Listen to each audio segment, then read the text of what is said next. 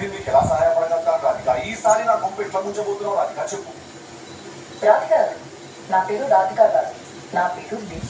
నీ పేరు లిల్లీ ఏమో కానీ నువ్వు మనిషి అయితే 100% రాధికవి నువ్వు. ఒక రాధికా జాతికి సంబంధించిన ఆడపడుచువి నువ్వు. మీరందరూ కూడా ఒక రాధిక ఇన్స్టిట్యూట్ ఆఫ్ టెక్నాలజీగా స్టూడెంట్స్ మీరు. ఆ కాలేజీకి ఉండదు అది, అదేదో గుట్ట మీద ఉండదు అది. ఆ గుట్ట మీద రైలు రాధికారంగా నుంచి ఇట్లా మజాక స్కూల్ చూస్తుంటారు.